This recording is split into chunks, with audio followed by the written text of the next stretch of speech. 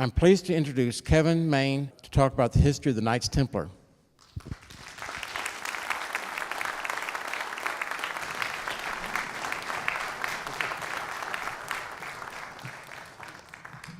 Now, the Knights Templar, of course, is a vast subject. It's really represents far too much to take on in great depth in one evening like this. And then to complicate the matter, we have sort of many stories and provocative ideas, a lot of misconceptions, and some deliberate misinformation that sort of places itself in the guise of history that's out there. And this is not only true for a lot of television documentaries and movies, but many of the books that are available as well. So this evening I want to focus on, from a more strictly historic perspective, some of the key players, and look at the big picture of things to try to understand why the rise to power and the rapid decline and fall of the Templar Order, and why the legacy continues to speak to us today. So hopefully this is a bit of a sober picture to offset some of the very provocative mythologizing that's out there. And I want to say, first of all, just to temper that a bit, I love mythology, I love legend, I love story, and its power to sort of provide insight and to teach truth and morality and virtue and to inspire us to greater things. That's all fantastic.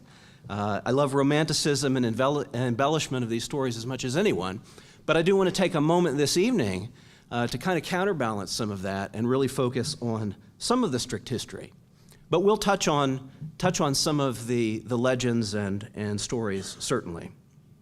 And Templars seem to be involved in almost everything. I want to mention, some of you may have read, there's a wonderful novel, fiction piece called Foucault's Pendulum by Umberto Eco. And one of the themes that runs throughout the story is the idea that we have all of these complicated conspiracy theories and political and social intrigues, and at some point the Templars get involved in every single one of them if you listen to the story long enough. And it's kind of it's meant to be in jest, but there's two characters that are arguing back and forth at one point in time, and they're discussing the difference between a moron and a lunatic, very sarcastically, of course. And one of the characters says, well, the moron proves his thesis. The moron has logic, however twisted it may be. The lunatic, on the other hand, doesn't concern himself at all with logic. He works by short circuits. For him, everything proves everything else. The lunatic is obsessed, and whatever he comes across confirms his lunacy. You can tell him by the liberties he takes with common sense, by his flashes of inspiration, and the fact that sooner or later he brings up the Templars. He says the character goes on, he says, there are lunatics who don't bring up the Templars, but those who do are the most insidious. At first they seem normal, and then all of a sudden, and they go right into that subject. So this theme of kind of the Templars intrinsic to conspiracy and intrigue in the history of Western civilization is certainly there. Now the foundation of the story of the Templars really begins with the Crusades, particularly the First Crusade. And to set the backdrop of that, it's important to understand that we're nearly exactly, or just slightly beyond 1,000 years after the fall of Jerusalem in the first century. And socially, and religiously even, theologically, there's a sense of expectation in the air that something is going to change to shift the balance of power, maybe in the Holy Land or something. There's a great deal of expectation perhaps about end times in this period of time. And what happens is there's a call from the Eastern Church. The Byzantine Emperor Alexios Komnenos in March of 1095, he sends a request to the Pope asking for assistance in defending against the incursions of the Turkish militants. Now let's say at this point in time, there has been this schism in the Catholic Church between West and East, between Roman Catholicism and what we think of as Orthodoxy or the Eastern Church today, which at this time was centered in Byzantium. This is very new because that split happens in about 1054. We're within 40 years of that, really. And The differences between the two sides of the church were both theological as well as political, differences over church leadership and the Bishop of Rome's supremacy, differences theologically in terms of the practice of Mass and so on. But the point is we're close enough to that schism that the Pope, who at this time is Urban II, he likely sees this appeal from Byzantium for military support against the Turks as an opportunity to reconcile this schism that's in the church, and perhaps to put Rome legitimately on top in the end. And so he begins to give speeches. He talks. His rhetoric starts to talk about armed pilgrimage, masses of Christian pilgrims journeying into the Byzantine Empire, journeying into the Holy Land for purposes of pilgrimage, but doing so in an armed or military way. He talks about rewards in heaven, and he uses the phrase remission of sins to anyone who dies in the undertaking. So he's definitely of the mindset that he's going to raise an army. And he drew heavily from the French aristocracy and Germany as well, but most of what we're talking about in connection with the Templars concerns the French aristocracy. Now, of course, the goal of this initial endeavor is the liberation of the Eastern Church from, incursions by the Turks, or perhaps complete liberation of them from the Turks altogether. But it evolves rather quickly into a military engagement to establish what is ultimately Roman Catholic control over the area of the Holy Land. It happens in a couple of ways. The first phase, the first soldiers that show up are they're ill-equipped. They really don't have strong leadership. They do arrive in Constantinople to support the efforts against the Turks, but they're rather disorganized and their efforts are not that great. But very shortly behind them is what's often referred to as the second wave. And this is led by Hugh the First, who's the Count of Vermandois. And he's the brother of King Philip I of France, so he's well connected in terms of family. And he launches successfully an assault on Jerusalem, and he captures it in July of 1099. Now, by this time, it starts to become apparent that Urban II and the powers, the leadership in the Crusades really don't have an intention of sharing control of Jerusalem with Byzantium, or with the Byzantines. And so they very quickly establish what comes to be known as the Kingdom of Jerusalem, and principally three Crusader states, the states of Tripoli, Antioch, and Edessa. And they appoint regional governors for each of those sort of states within this Kingdom of Jerusalem. Now, as soon as it's established, Godfrey de Bouillon, who's pictured there on the left, he's among the French aristocracy that's initially recruited by Urban II. He's the Duke of Lower Lorraine, and he actually refuses the title of king. He prefers sort of a protector or defender or advocate. And so he adopts this sort of title, advocate of the Kingdom of Jerusalem. And he's its first effective leader. People think of him as really the first king, but he never accepted the title. But he dies rather quickly. He dies in the summer of 1100, probably from illness. And of course, his life and exploits are sort of romanticized and embellished down the road. His funeral is depicted in the painting there on the right. Now, Godfrey's brother, Baldwin of Boulogne, he becomes the first king. He succeeds his relative, and he becomes King Baldwin I. He's coronated on Christmas Day exactly in 1100, just a few months within the death of Godfrey de Bouillon. And he rapidly, as king of the Kingdom of Jerusalem, begins to expand the territory which is controlled by these crusading knights. He also falls ill, this time in Egypt. Now, he reigns for about 18 years, but he falls ill in Egypt on the battlefield. He even claims some territory in Egypt for the Holy Land. But he does die, and he's succeeded by someone who was also named Baldwin. The two get confused often, Baldwin of Bourg. And he becomes Baldwin II. He's crowned Easter Sunday in 1118, again, shortly after the death of Baldwin I. Now, his father was Hugh I, Count of Rethel. He was probably really chosen by reputation. There have been efforts to try to connect his ancestry to those of higher-ranking French aristocracy, or even to Godfrey de Bouillon, but those really don't withstand the scrutiny of history. He had served as regent of Antioch for a time. He had helped ransom the prince of Antioch, and he had earned a great deal of positive reputation at the time, and that probably had a great deal to do with his accession to the kingdom. Also, he had a strong advocate in terms of the Prince of Antioch because of the way that he had been saved by him in terms of ransom. And so I think between strong advocacy and a good reputation, he eventually found his way to become Baldwin II, Kingdom of Jerusalem. And this brings us to this sort of seminal moment in time when a gentleman by the name of Hugues de Péan, pictured there, statue on the left, a painting on the right, approaches the newly crowned King Baldwin II. This is about 1119. To put it into the greater perspective, we're about 20 years into the First Crusade. We've 20 years of the capture of Jerusalem, I should say. So this establishment of Christian control over the Holy Land. So Hugues de Péan, he approaches Baldwin II and proposes the formation of a monastic military order that would be established to protect pilgrims during their journey.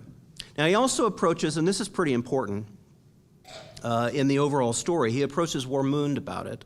That name is spelled a number of ways, a lot of variations on it, but the important thing is he's the Patriarch of Jerusalem. He represents the leadership of the church in the Kingdom of Jerusalem, in contrast to Baldwin II, who's kind of the authority of the state, the kingship, the political leadership. So he approaches really both of them to attain permission to do this. Seems like a reasonable idea, and it happens that the Patriarch of Jerusalem and Baldwin II are in the process of establishing a certain accord, trying to lay a foundation for how they're going to share power between church and state in the Kingdom of Jerusalem, and at the same time kind of lay down the foundational laws that will begin to be used to sort of determine right and wrong and dispense justice and administer the affairs of the kingdom. So Baldwin II, with the agreement of Warmund, grants the wish of Hugues de Péan and forms effectively this military monastic order. And he gives them as headquarters a wing or a portion of what is the royal palace on the Temple Mount. And this is, by the way, this is Al-Aqsa Mosque. So when we say that the Templars had their headquarters on the Mount, you know, the location of the Solomon of the Temple of Solomon, we're talking about Al-Aqsa Mosque, and they're given essentially a wing or a portion of that to organize. And again, this is in 1119. Enter the figure of Saint Bernard of Clairvaux. He's a French abbot, and he's really principally and probably best known, certainly among Catholics, as establishing the Cistercian order. Now, the Cistercians, of course, were a monastic order. They really emphasized physical labor, working with your hands, and self-sufficiency in the extreme. And, of course, we see over time those same principles find their way into the Templar order as well in some aspects. But the Cistercian abbeys would support themselves through that labor, so they would participate in agriculture, and they had endeavors sort of brewing ales and beers. They're still good at that. If you shop around, you'll find that monks are still quite excellent at that. And a lot of that starts with the efforts of the Cistercians. In fact, there was an effort within the Cistercians to try to break away from that and get back to simplicity. That became known as the Trappist order, or the strict observance Cistercians. And of course, we know that Trappists are also good at ales and beers these days too, if you shop around that much. So anyway, so this is Bernard of Clairvaux, and he establishes the Cistercian order. He has a good reputation for this. The Cistercians are on solid ground, and they really become a strong, thriving monastic community. And Bernard of Clairvaux takes it upon himself to assist Hugues de Péan in this effort to establish or organize or grow this order that received permission in 1119. So now 10 years later, in 1129, we're going to have the Council of Troyes. And Bernard of Clairvaux leads a group of church leaders advocating for the official approval and endorsement of the order on behalf of the church in Rome. So again, we're moving beyond approval merely of the local state and church leadership in the Kingdom of Jerusalem, and we're going all the way to the Pope, really, for a blessing on the creation of this order. And he gets it.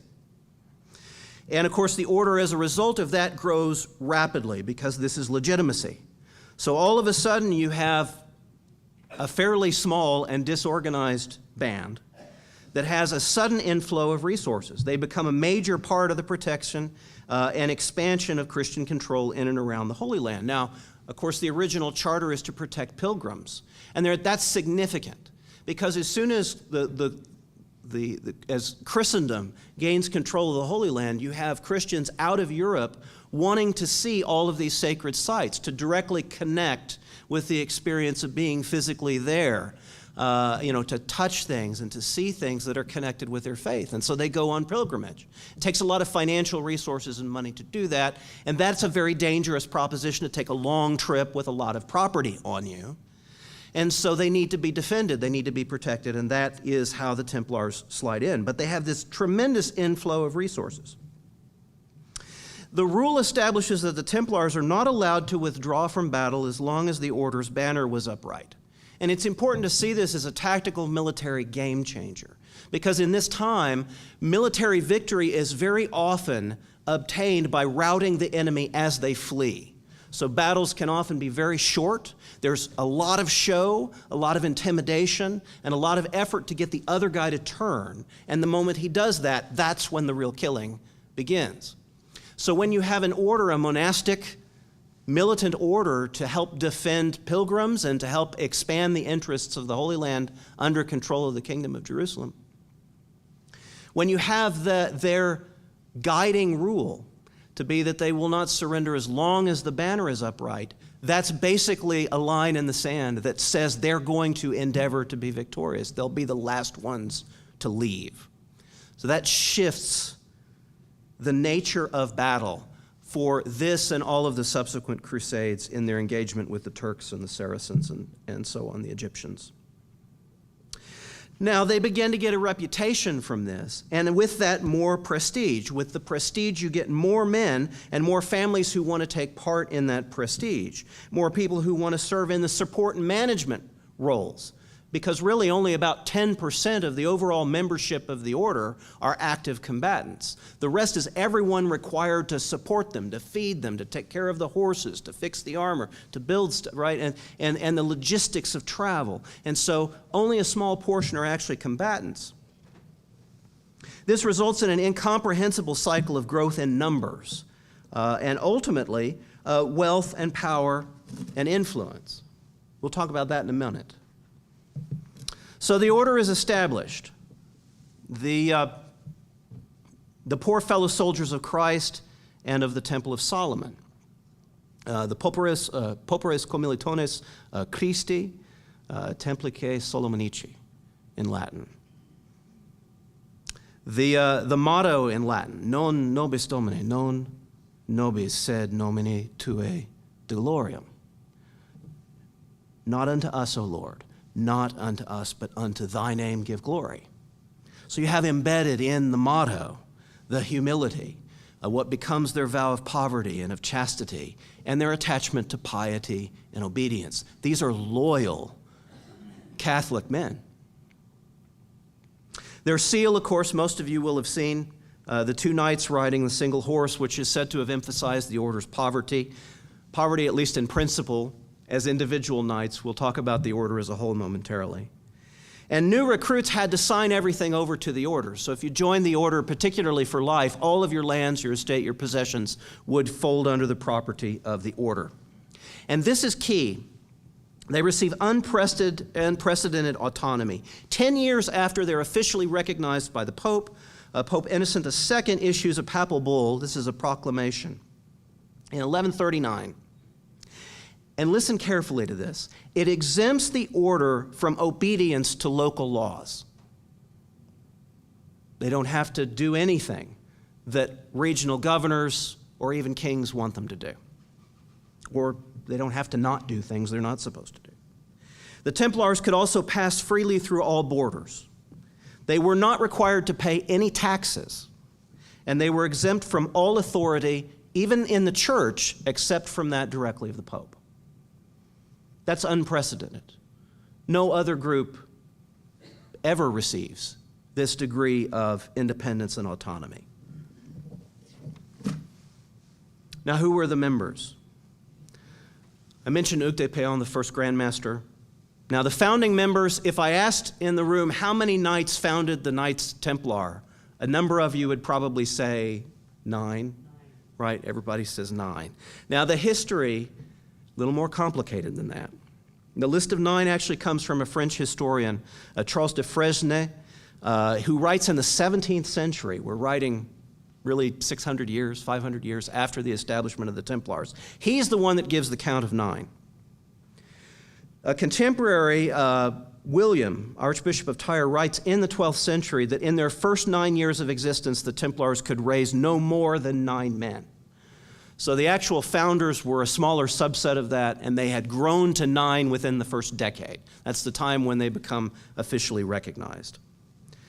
And so we know besides Hugues de Péan, we can confirm Hugues de Champagne joined the order at 1125. Fulk V, Count of Anjou, was probably a founding member. Anything beyond this is actually speculation. And most of the names associated with the other founding knights is speculation as well. At their peak, most scholarship thinks there's between 15 and 20,000 total members of the order. And as I said, there's, based on percentages, let's say about 2,000 of those at their peak would have been combatant knights. The rest are purely for support, maintenance, travel, and management of the business, which we'll get to in a minute. How are they organized? What's the hierarchy? Well, they have a Grand Master who's the figurehead of the order, the principal conductor. Think of him as the chief executive officer. He's appointed for life. Now, the order lasts from 1118 in its earliest days, really to 1314 when it's formally disbanded. In that period of time, that's a little less than 200 years, there are actually 23 Grand Masters. So even though it was an appointment for life, combat was perilous. And so there were many, many, many Grand Masters. Just underneath the Grand Masters, you would have what you'd think of probably as middle managers or visitors general. They would travel around to the individual regions on his behalf and kind of represent him. They were responsible for communicating and putting in place sort of new rules and regulations. They had the power to expel a knight from the order for misconduct. They could even remove a master of a local commandery or preceptory. We'll get to that next. Masters. Think of them kind of as local chief operations officers. They are getting the work done, either in terms of the military efforts, if they're operating in a place where the Templars are engaged in conduct, or a great deal of their resources begins more to be contributing to sort of the business operations and the financial side of the organization. We'll get to in a minute. Underneath the masters, then, were the 3 principal orders of the Templars altogether. Of course, everyone knows about the knights. These men were of nobility. They had to be titled and landed. They had to be knights before they came into the order. The Templars would not confer an order of knighthood on anyone. If you weren't a knight coming in, you weren't going to be a knight ever, as far as the order was concerned, unless you earned that outside of the context of what you were doing for them. Knights, of course, would travel with horses and squires in battle. These were heavy cavalry, right?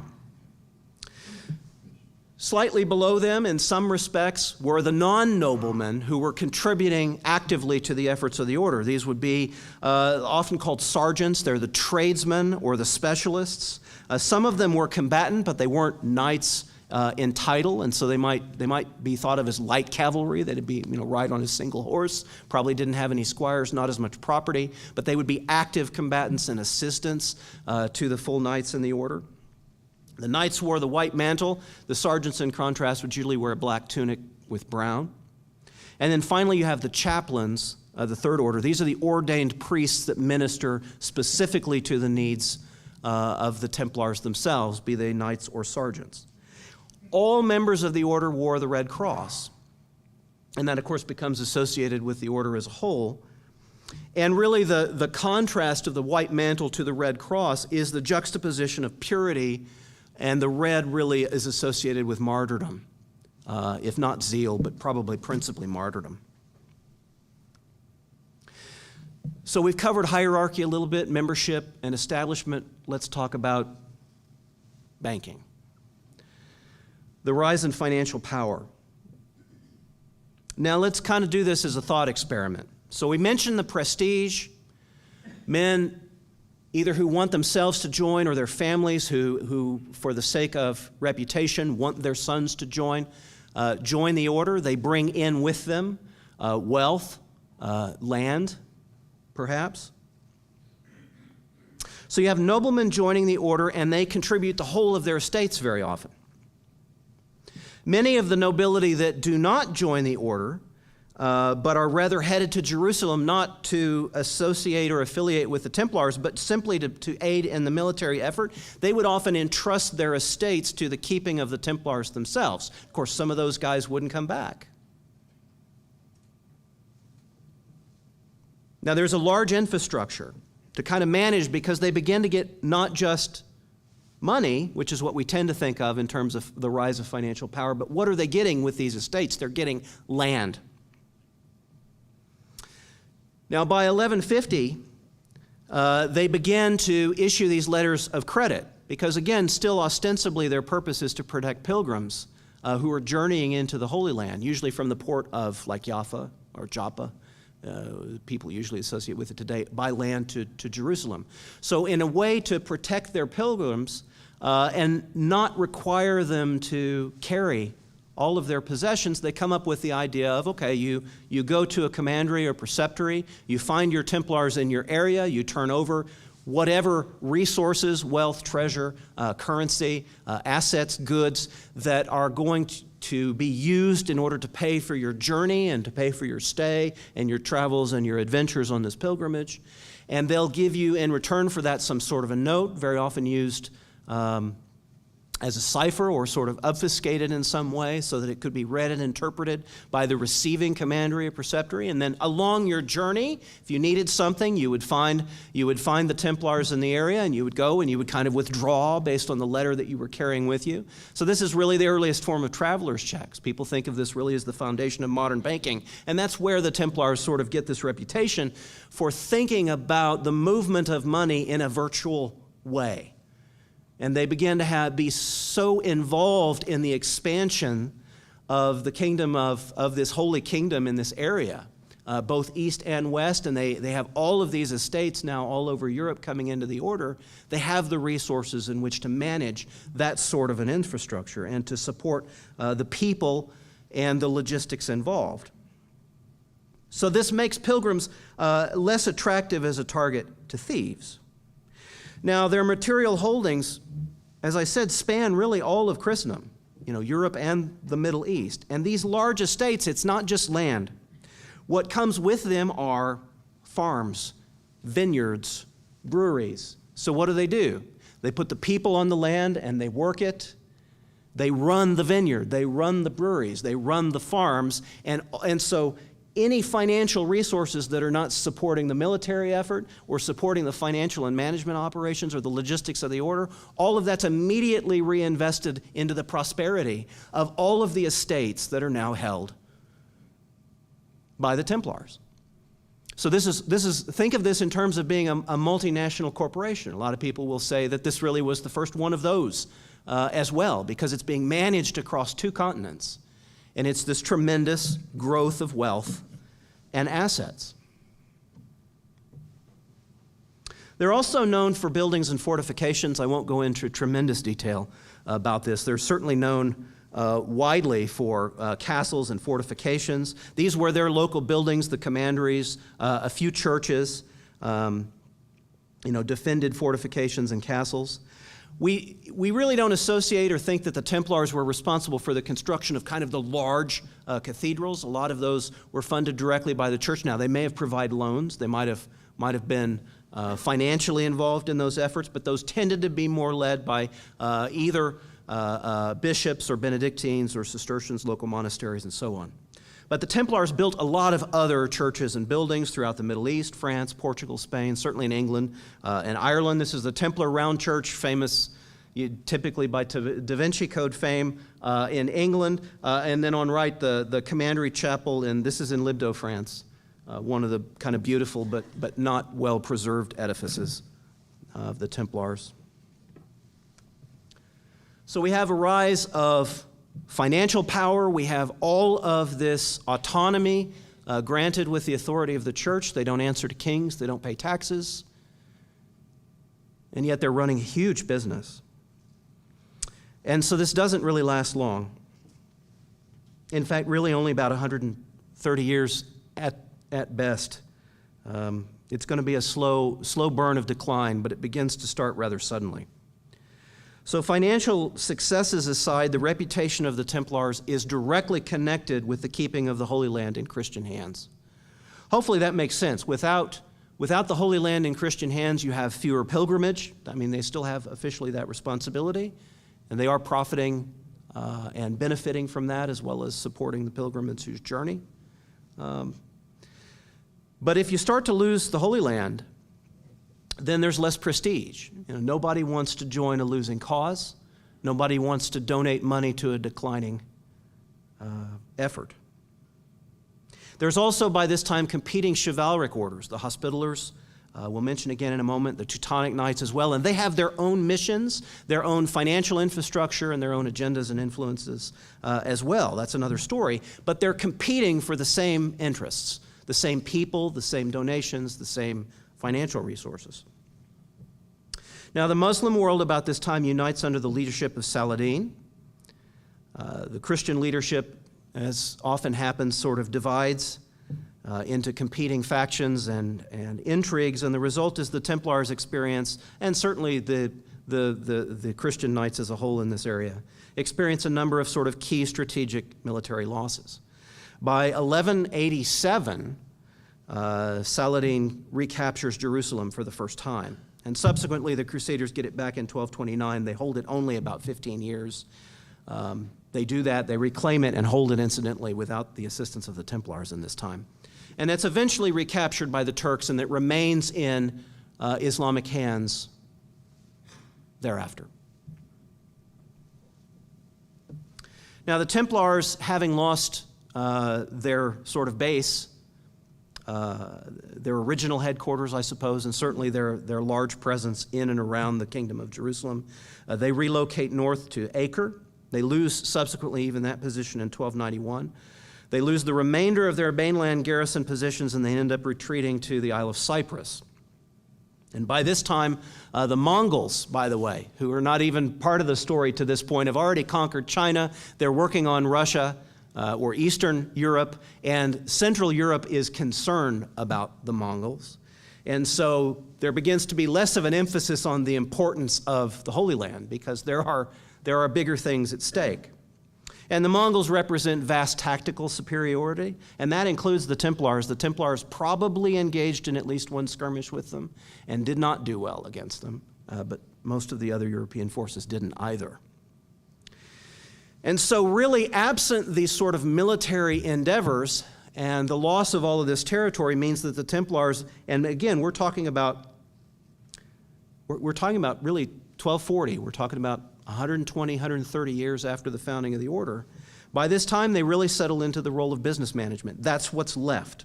The military engagement has dwindled. So they have all of this financial interest. That's what they're doing, and they still have all of this autonomy. They're still not paying any taxes. They're still not obedient to the state, the kings and the political authorities in Europe. And this becomes a serious problem. So now's the time we mention King Philip IV, Philip le Bel, or Philip the Fair. That's Clement V on the right. Philip is, by most accounts, deeply in debt from a really exhaustive and continuous unending war with England. France does a lot of that. England does too. That's just the way of things at this time. And much of this money is probably owed to the Templars. The Templars probably have the debt. It's generally thought that the remainder of Philip's debt was owed to French Jews, and Philip promptly expelled them from the country of France about 1 year before the events we're about to talk about. There's also problems with the church where Philip is concerned. So Pope Boniface VIII, who's in power, of course, over the Roman Catholic Church at this time, initially condemns him for his debt and his excessive spending, mostly on wars or lavishness or so on. Philip responds by levying a tax on the clergy. He actually demands half of the pay of the Catholic clergy will be given to the French crown. Boniface responds by issuing a papal bull forbidding the transfer of any church property to the French crown. So that's his response. Both of these men sort of drawing their respective lines. And Philip organizes a group of bishops and nobility in France, in Avignon and Paris, to condemn the Pope. He establishes what you would think of as a general assembly of clergy, nobility, and government administrators who also support Philip in opposition to the Pope. And in 1302, Pope Boniface VIII responds by producing another bull to establish absolute papal supremacy. In other words, what he can't do militarily or financially to Philip, he will try to do by proclamation and make the French crown subordinate to the Pope fully. That doesn't work. Philip IV, Philip the Fair, tries to have Boniface arrested. He escapes. Boniface dies actually shortly thereafter, and therein lies the opportunity. The French Archbishop, Bertrand of Goth, is elected the Pope. It becomes Clement V on the right in June of 1305, and the official seat of the papacy is moved out of Rome to Avignon, France. Very controversial thing, even to this day. So the church falls, at least to some substantial degree then, under the control of the French crown. In practice, what has happened is the opposite of what Boniface was trying to do by proclamation. Now, it's been long suspected that Bertrand cut a deal with Philip in order to obtain the papacy, that sort of favors were exchanged in this matter. Philip would do what was necessary to give him the papacy, and in return, he might have granted favors. A lot of this is legend. That carries through the stories that are told in France and in Europe. One of particular centrality is the idea that maybe Bertrand of Goth agreed for essentially an unknown promise or an unknown favor that he told Philip, or Philip said, okay, there's one thing that when I tell you, you're going to do it, but I'm not going to tell you what it is right now, and so on, and you're going to do that in return for the papacy. It's all speculation, interesting story, but it is a long tradition that's told, particularly in France, even to this day. So now the downfall and persecution. Jacques de Molay, who's pictured the last Grand Master of the Templars in 1305, the brand new Pope Clement V in Avignon, sends letters to both Jacques de Molay as the Templar Grand Master and Fulk de Villeray, who's the Grand Master of the Hospitallers at the time. Again, sort of rival orders. But he wants to have a formal discussion with them about uniting the two orders. Villeray is delayed. He doesn't show up. De Molay does. It's said that he has a private conversation with the Pope, and the Pope sort of privately says, there have been these charges that have been being talked about in the French court. Philip is involved. You have ousted Templars who are alleging certain things, and this is of concern. But the stories say that Clement V says, well, I don't really believe any of that. I know, everything's okay. 13th of October, 1307, de Molay's been there for a short while, is the kind of legendary day of the mass arrests of the Templars in France.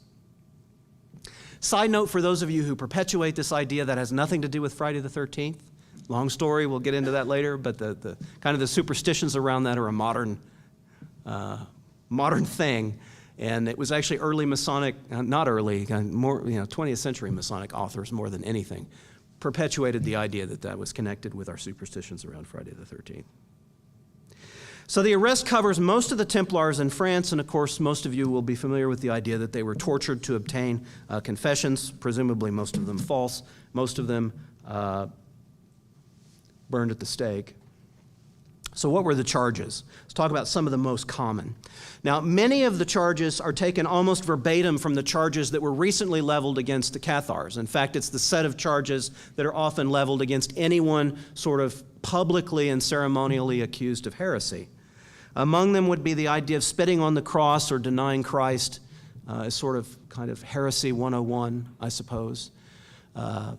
Their defenders, even modern defenders, will say, that might actually have been true, that the Templars might have done that sort of as practice, or the idea of doing that sort of thing with your body but not your heart or mind, so that if you were captured by the enemy and forced to do that, that you could do that in good conscience because you had practiced doing it. They were accused of engaging in kissing of various forms. Related to this, of course, engaging in or encouraging homosexual practices.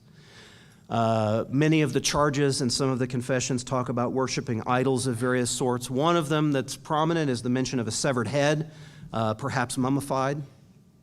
Could alternately has been described as a cat or a head with three faces. It has various references. Speculation identifies it very often with the symbolic head of John the Baptist. That's an interesting story, a possibility. I think the idea of a memento mori is actually pretty likely here.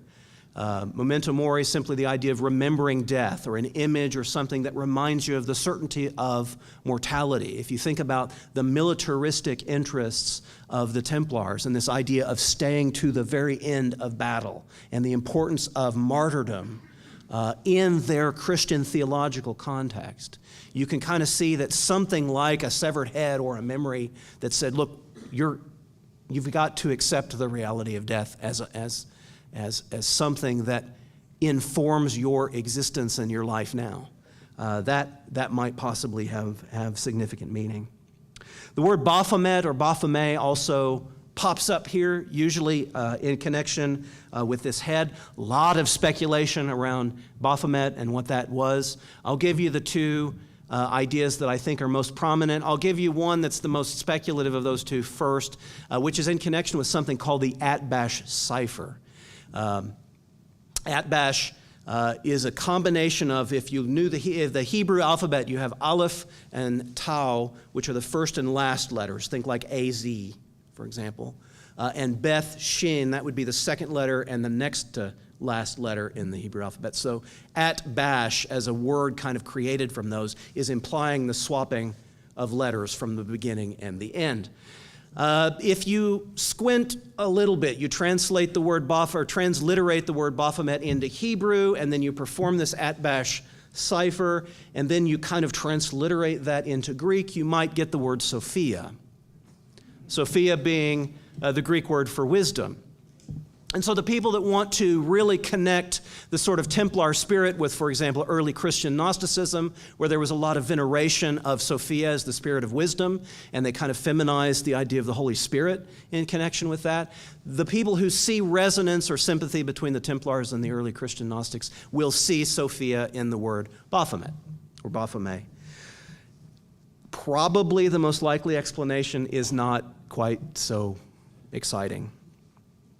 There's a poem around 1250 that's popular in France. It's about the Seventh Crusade. It's written in France, but it has the word Baphomet in it. This, of course, is half a century before the trials of the Templars.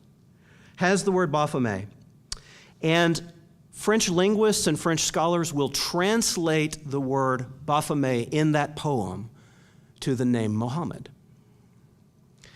It's usually that line is translated as, and it is therefore reasonable that we from now on abandon our belief in God and instead worship Muhammad there where he is. The poet talking about the desperation of of what's going on with the loss of the Holy Land, and we're now in the Seventh Crusade, in his poem way down the line of efforts to try to regain that and failing in doing so.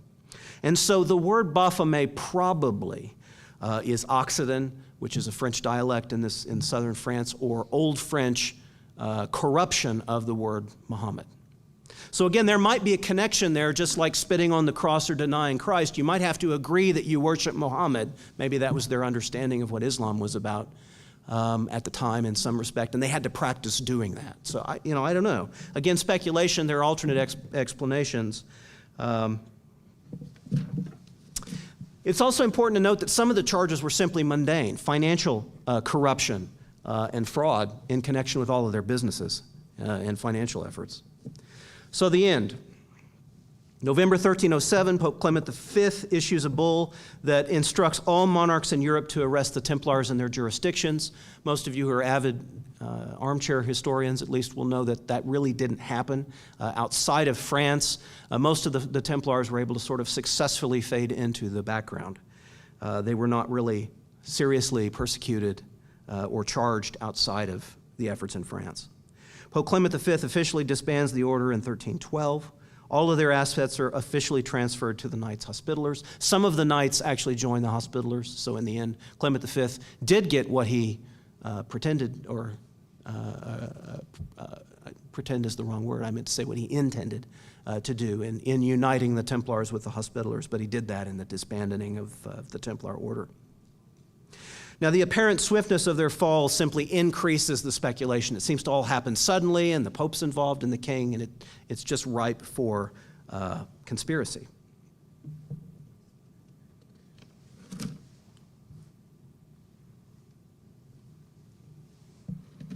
I guess I should say a few things. I mentioned Jacques Desmoulins. Many of you will remember this or be familiar with the story, but Desmoulins and Geoffroy de Charnay, of course, the final two sort of figurehead leaders, Jacques Desmoulins especially, the Grand Master, who recant their confession and are subsequently sentenced to be burned at the stake. That does occur on the 18th of March, 1314.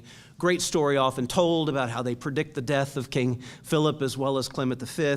I'll give you the actual, what the contemporary records say, and even this was probably a bit embellished, but Jacques Desmoulins was said to have said, well, first of all, he wanted them to tie his hands and face him in a way to be burned where his hands were in prayer, and he was facing the Cathedral of Notre Dame.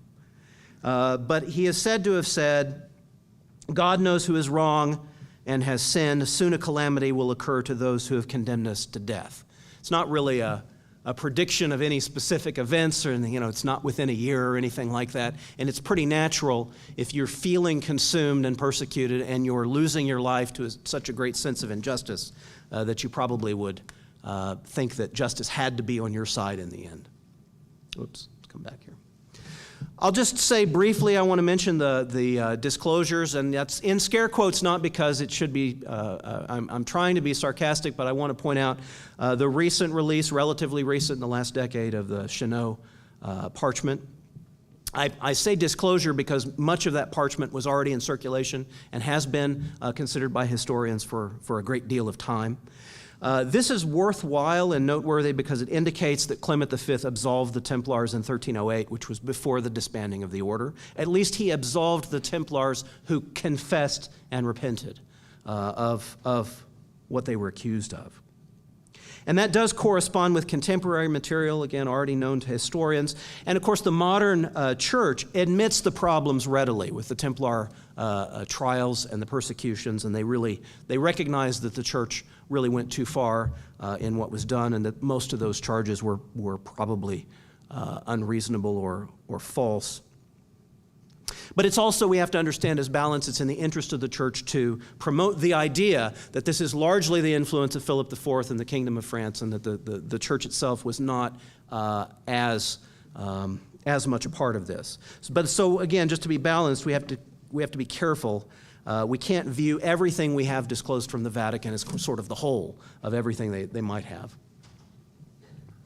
Now, I mentioned compelling legends. I'm going to do that really briefly. There's a lot of them. Many of you that came here tonight, I'm sure, will be familiar with them. Of course, the Albigensian Crusade, I mentioned, I think, the Cathars earlier. The crusade effectively against the kind of spurious or heretical Christians in southern France. The Cathars were a strict dualist Gnostic sect. They had this very hardcore detesting of the material world, and they believed it had to be wholly rejected in order to wholly be consumed with and unite with the spiritual.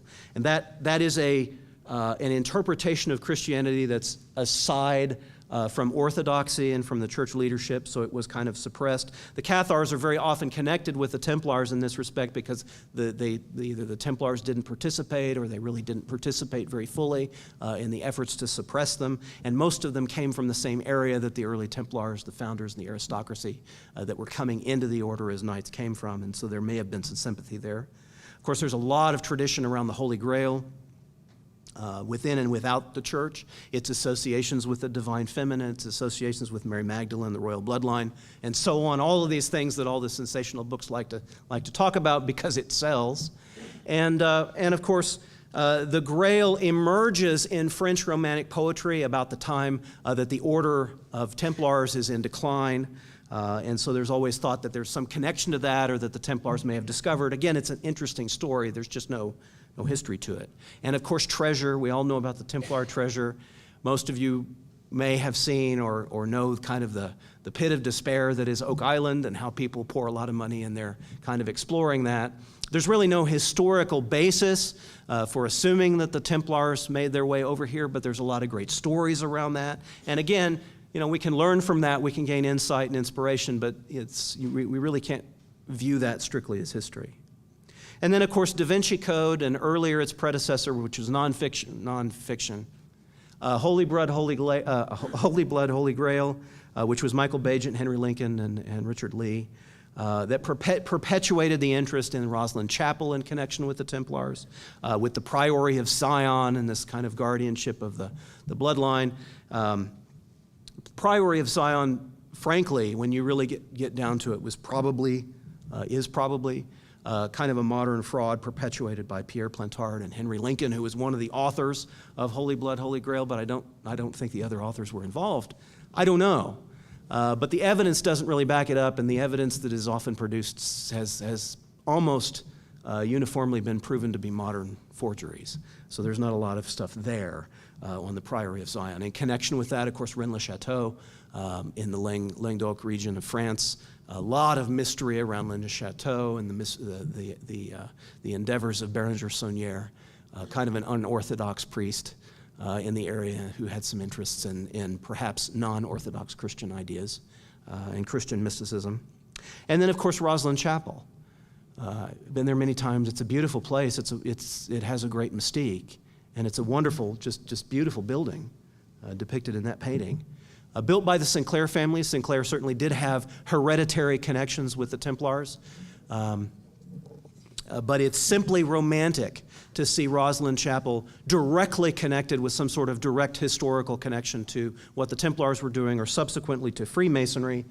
And that kind of brings me to the middle ground between the two orders, because if you watch TV or you read a lot of books, you will think that Freemasonry is directly connected with the Knights Templar. It's one of those things where the historical direct connection doesn't exist. There's a lot of sympathy, a lot of resonance with ideas and symbolism that we can mention. But the connection itself doesn't exist historically as a direct succession.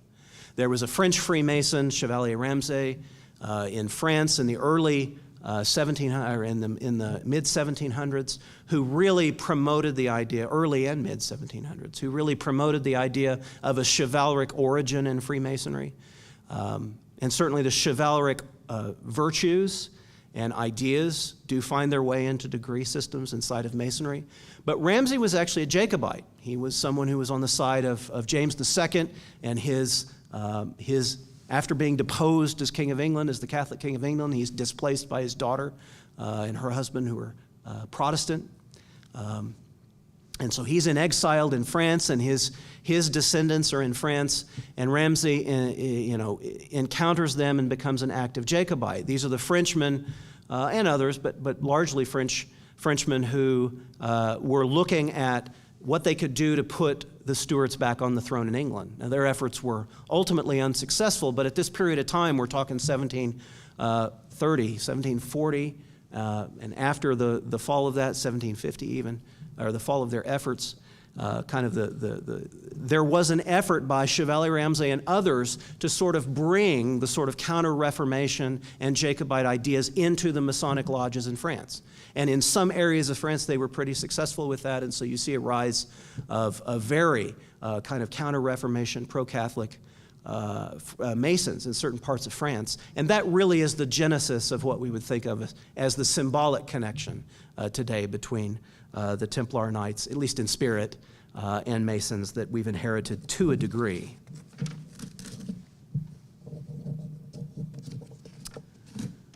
I do want to mention, because I know I've got some Masons in the audience that will be particularly attached to the connection of the Knights Templar, and Freemasonry as a whole. There's a book that promotes this idea very much called Born in Blood by John J. Robinson.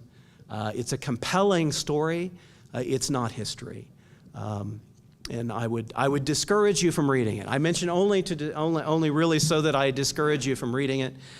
He really desperately wants to view the peasants' revolt as a Masonic event. And so the whole of the book kind of has that confirmation bias. He is looking for anything he can pile onto that narrative to justify the idea that the peasants' revolt, this was 1381, 14th century, way before anything like organized Freemasonry exists, and certainly after the demise of the Templar order, but he wants to see the peasants' revolt as the event that unites the two in history. John Robinson at this time was not a Mason, and he relied heavily on a late American exposure of Masonic ritual, which was very imaginative.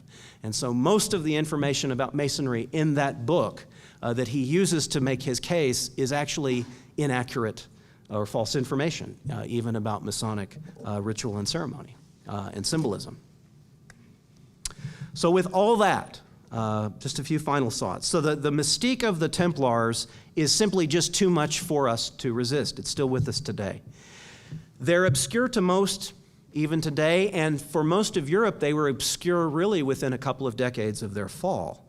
But legends persisted here and there, particularly in France, and particularly areas where the Templars that remained, not as organized Templars, but simply as retirees, I guess, pensioners, would have been, and their families and their descendants.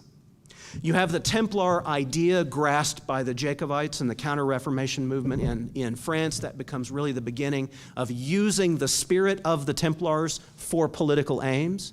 You see something similar on the other side of the fence when the French revolutionaries, also a Masonic influence in France to a degree there, but they invoke the idea of the Templars as an organization that had autonomy and independence, that was a power unto itself, not dependent on church or state, and yet was put down and persecuted and ended as a result of the tyranny of both.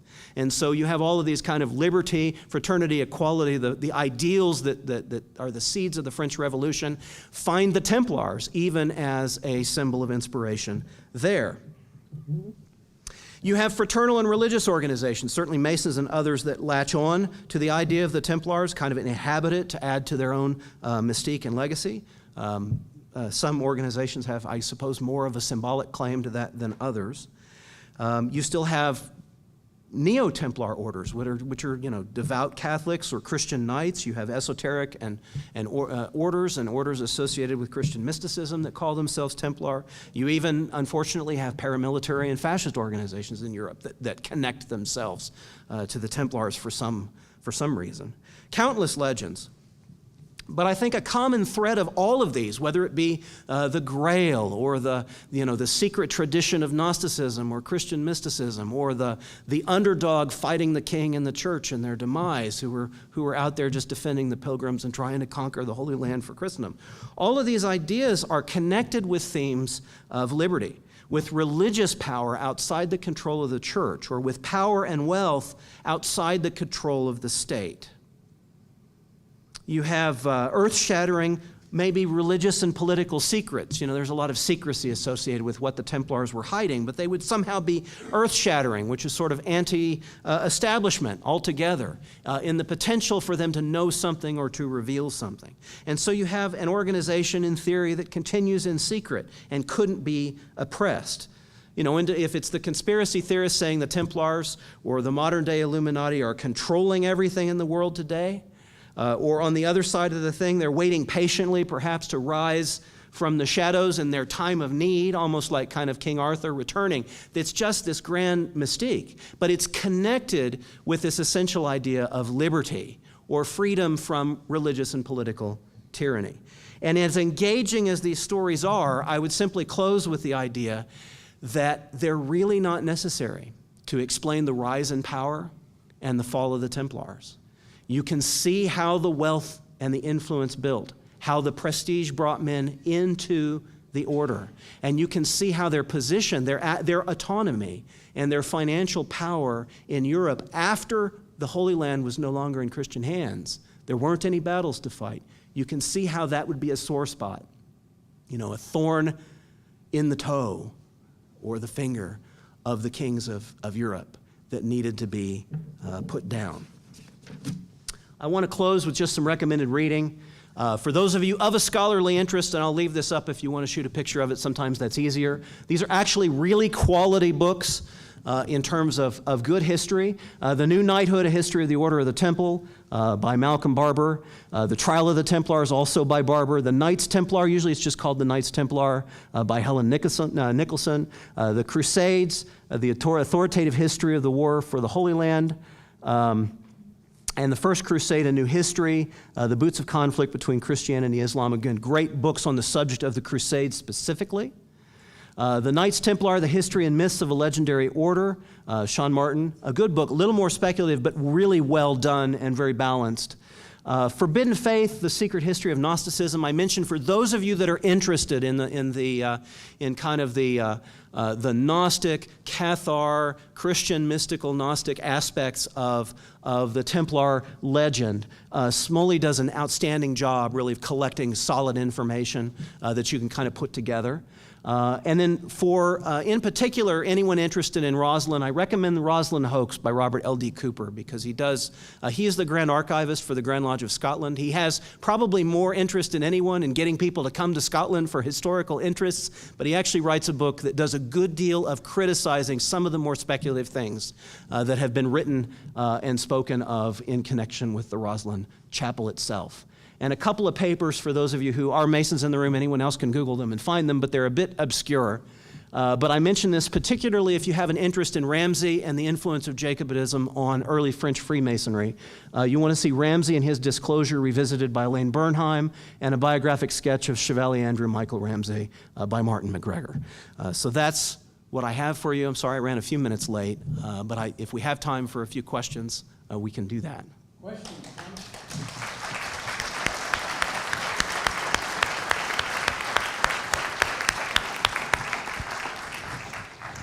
Just a lot of material to cover, sorry. Questions, comments, protest.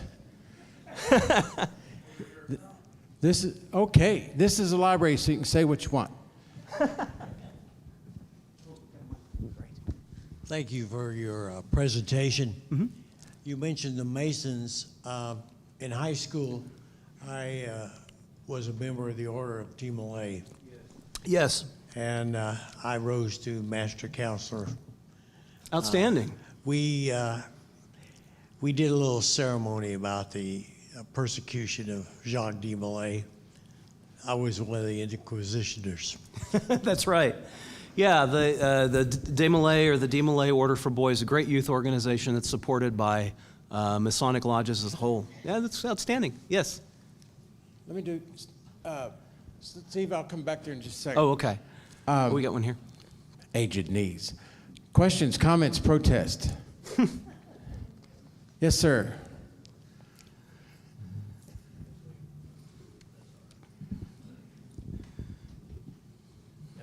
There's no such thing as a dumb question, right? That's right. Okay. Given the overlap between the rise of the warrior class in Europe and the rise of the warrior class in Japan, is there any connection, or is that just coincidence? And the second question is, Saladin, the military leader for the caliphate, was he a Sunni or a Shia?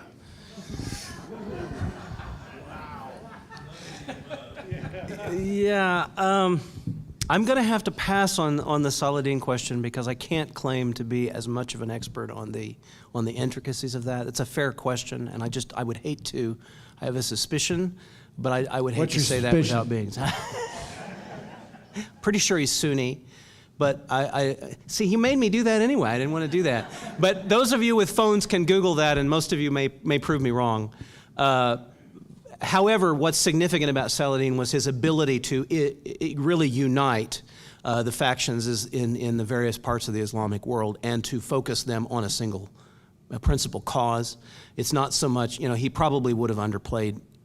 He would not have been so attached necessarily, apart from theologically, to one faction or the other. In terms of Western and East, Again, I'm very much an armchair historian in terms of Japan, but I'm fascinated with it too. I think there are a lot of interesting parallels in the idea. The methods of combat are different. A lot of the ideals and the things that are taught are very similar. I'm a fan of Carl Jung, so I tend to see a lot of history like that in terms of synchronicity. I don't know that there's a direct connection, like people going back and forth, but I think the whole of humanity sort of moves in certain ways at times, and you see the same things happen across cultures, and that's probably the easier explanation, and yet it doesn't really explain how it happens. So, fair enough, is that?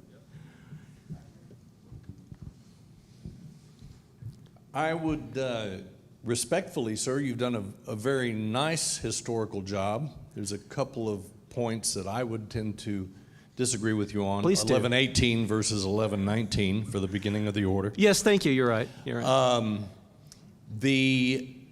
I noticed that you took very, very quick jump over calling them Neo-Templar orders. I notice also that you did not take in your historical elements and your everything that you've related. You made no reference whatsoever to the Larminius Charter, and you're shaking your head so you know what I'm talking about, because the Templar order is only suppressed by the Roman Catholic Church, as opposed to the ending of the order. It was the end of the first phase of the order. The order went underground during its suppression for 300 to 400 years, came semi out of underground status in 1705 with the meeting of the order at Versailles, and from Versailles to the court of Napoleon, 1804, and Bernard Fabre-Palaprat, and the Charter of Transmission, for those of you who are not familiar with it, 14 years after Jacques de Molay was burned at the stake in 1314, a man named Jacques Marnet Larminius was actually transferred the Grand Mastership of the Templar Order from the imprisoned de Molay at the time. That transmission charter was written. It is in the hands, by the way, of the Mark Masons. The Charter of Transmission is in the Mark Masons Hall in London. And I wanted to just take umbrage a little bit with you because of stopping the order at 1314. Sure. And it's definitely, and we can go on all night and argue that historically, which we won't. I wouldn't personally use the word welcome. definitely. I find that a bit more speculative. The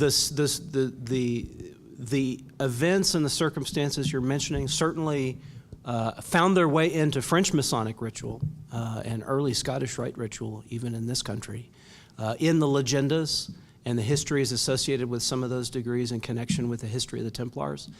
My personal studies of the sources of that material in early Masonic ritual, and some of this goes back to, let's say, 1730, not quite 1705, but close. A lot of that material comes from French historical books, books written by French historians in really the last quarter of the 1600s, the last quarter of the 17th century. And some of the events you're talking about come from those histories. There certainly may be other groups that have primary evidence of some of those other things that's not in circulation. But in the interest of time, first of all, I can't tell every aspect of the story. And also I'm trying really to be very firm and clear about what is demonstratable, demonstratably provable. And your word definite around that is a little too strong for me, but I'm happy to agree to disagree on that. Fair enough. Yeah, getting back to the initial approval by the church of the order. with Utepeon or whoever it was, I mean, they must have had some sort of fantastic connection to the Pope, some, really great somebody who was arguing their position. And so was there a record of how they came to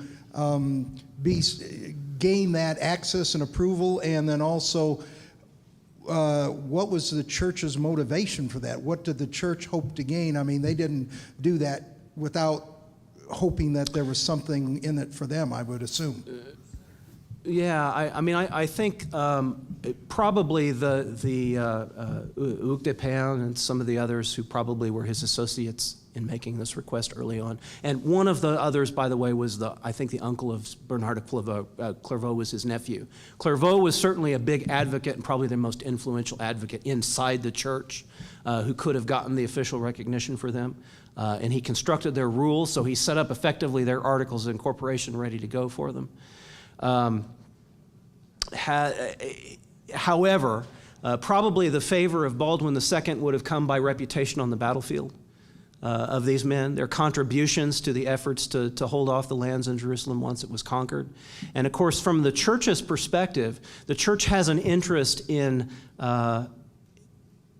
pilgrimage as well, because that's good for the faith.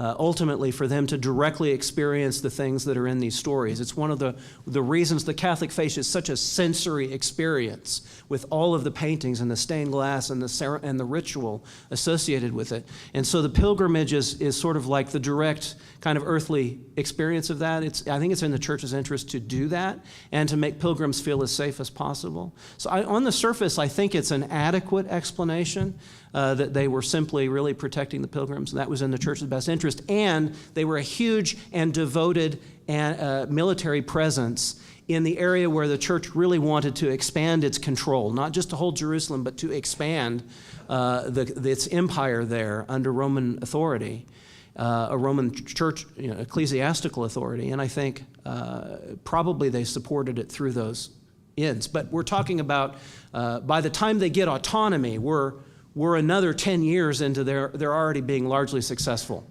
along most of those endeavors and growing financially and in other ways. So it is, in the grand scheme of history, 30 years sounds like a short period of time, but most of us in our day-to-day lives will understand that a lot can happen in 30 years. So I'm not sure. Again, it's one of those things where I don't believe the history needs some sort of great enterprise where they were supposed to go there and find the Ark of the Covenant or go there and find the Grail. You see what I'm saying? I think it's adequate, really, the explanation that we have to serve the interests of the church militarily and in terms of protecting the pilgrims. I think it's suitable. It may not be an answer you're happy with, but that's what I would say. And then as a follow-up, I think most of us, at least speaking for myself, in terms of the Crusades, we associate a figure being Richard the Lionhearted. And yes. Was he involved? Was he part of the Knights Templars? Or because you see him and associated with the Red Cross and at least in the artwork and illustrations. So was there any connection with him and what role did he play in that effort? Well, he's not, to my knowledge, he's not directly connected really with the Templars. This is largely a French endeavor, beginning to end. Now, certainly it encompasses all of Europe, but in terms of the power and organizational structure, we're really talking about French knights and French aristocracy, really for this whole period of time we're talking about. In terms of the connection to the cross symbolism, the cross appears on coats of arms in all kinds of different ways. The Red Cross specifically didn't originate with the Templars. Perhaps the style of cross being red did. There's lots of variations on that. So, and also on just at a very basic level, a lot of these families are sort of interconnected in different ways. France and England were all the time fighting, but they were all the time sort of getting to know each other, and the result of that was a lot of the families were connected. But it's interesting speculation. But again, you can't draw hard history to connect the dots there. Perfect knowledge was perceived. I would like to address a question which regards to ultimate time, which concern your opinion. In the past, what we saw in centuries and thereafter, and even recent, was a conflict between two powers, the church and the kingdom that we call today the state. Yes. Now, in your opinion, is there any remedy that we can minimize both powers to the point not to get extended like a cancer, to cause only a large amount of sacrificing people in opposed to two powers only? Please, your opinion. That's a very good question. And my opinion is probably of no more significance than anyone else's here. If you look at history, I think there's a lot of events, a lot of suffering and violence and loss of life that seems to result from too much direct interaction or cooperation between what is essentially the authority of the state and the authority of the church. Not only not having an official state religion or mandating at the state level a certain form of religious faith or practice, but more the point of keeping the power over civil matters away from the church, and likewise the power over theological and spiritual matters away from the state, is probably the best compromise we're going to find until such time as we're doing a better job as individuals, perhaps. That's not to say there's never a value in representative leadership to maintain the order in the state, or that we don't need religious leadership and mentorship and teachers and hierarchy, because we do for spiritual guidance. The problem is when both are working in the same direction out of self-interest, and that does create a lot of conflict and a lot of violence, and we see the increases in fundamentalism and fervor that becomes militant. And it's frightening, but if we had an ideal answer that really worked for everyone, we probably would have One last question. found it.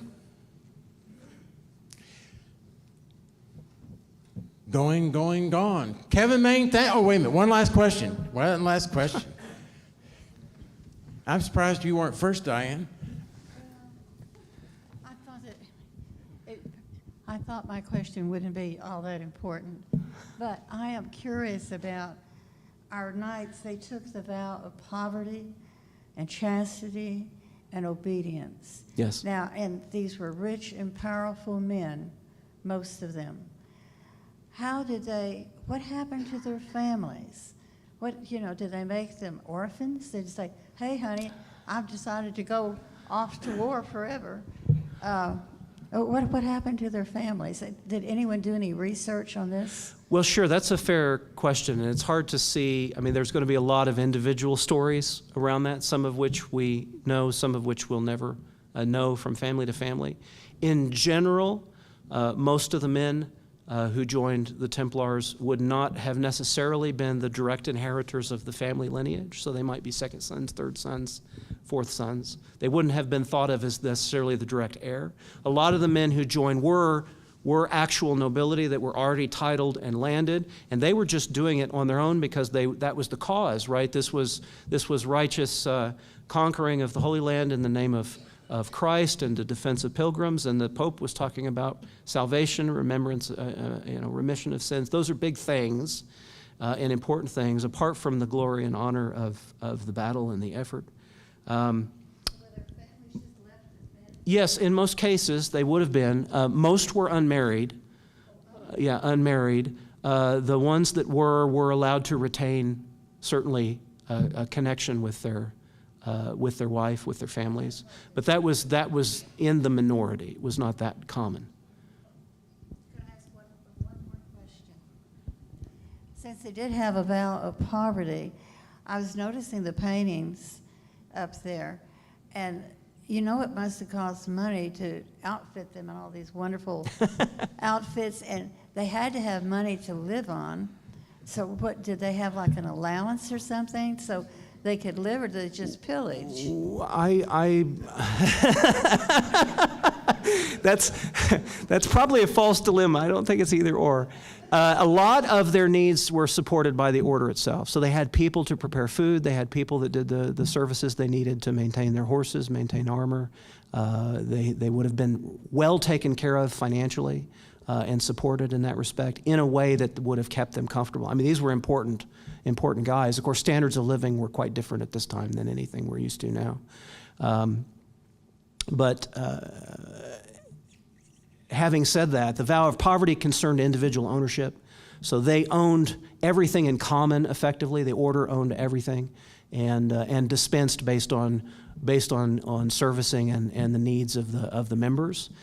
They would not claim personal ownership over any of that material individually. That's effectively the limitation on the vow of poverty there. And of course, they were retired. They would give over their assets, their land, their holdings. Some might do so temporarily. There were a few. A portion would not be life members, so to speak. They would come in sort of understanding this was going to be for a little while, and then I'll go back, and then their estates would be held in trust and managed, and then the profits and revenues would go into the order in that way. So that's really the nature of poverty. All the paintings I showed, most of those were popes and kings, with the exception, actually, the picture of the painting of Desmoulins itself, of course, was a later commissioned painting after we were romanticizing the story of the Templars. A lot of these guys, it's really hard, and a lot of the major Crusader players that are not what we think of as kings and a few important counts, it's very hard actually to find a lot of depictions of them. Kevin Main, thank you. All right.